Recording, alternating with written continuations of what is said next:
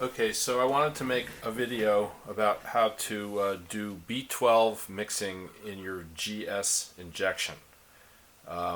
There's sort of a, I guess I'll call it a rumor going around in the FIP Warriors group that mixing B12 with the GS somehow reduces the sting.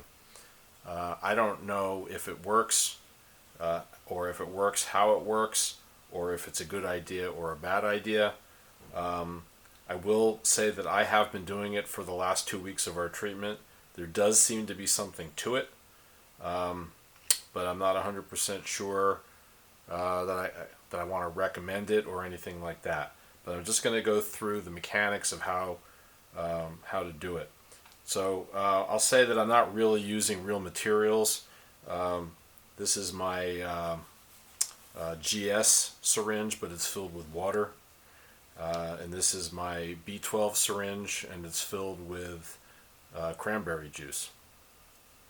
So I've skipped the steps about filling, but I'll say that you want to fill, as far as we know, we don't really know what the right amount of B12 to GS is, or if there even is a right amount.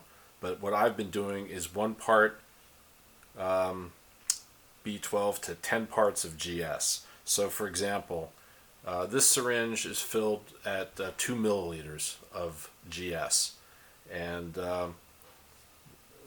to do it at 1 to 10, then this one would be filled with 0.2. So I'm using a 1 milliliter syringe here, and it's filled to 0.2, and my GS syringe is filled to 2. So you will have to adjust to your own numbers, and I can always help with that. But basically, you take your GS number and just divide it by 10, and that's your B12 number. So to do the mixing, it's really pretty easy. Let's assume that these are the needles that you use to draw from your B12 bottle and from your GS bottle. I need a top here to take this needle off. So you're going to take off your filling needle, and then you're going to just pull back on the plunger and create a big air bubble at the top. And then you're going to take your B12, and I don't know what the best way to show this is, but I just put it right in that way, and I just squirt it all in.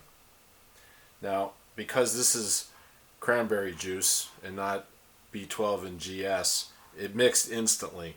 What you'll see with your real materials is that the B12 won't mix that easily.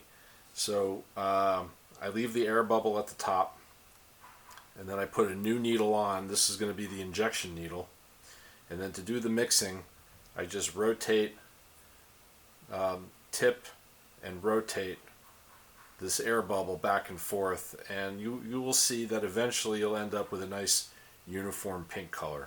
So like I said, this became uniform really easily because it was basically one colored water mixed into regular water.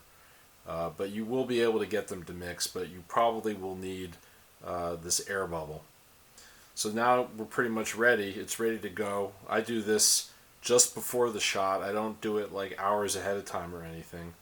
I bring the air bubble up till there's just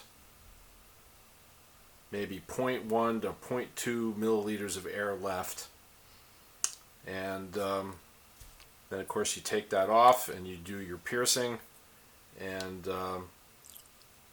when you put it in, and I have a separate video that shows how this air bubble at the top will push out whatever material is left in the dead space. So that just happened. So that's it. That's how you mix B12 into GS.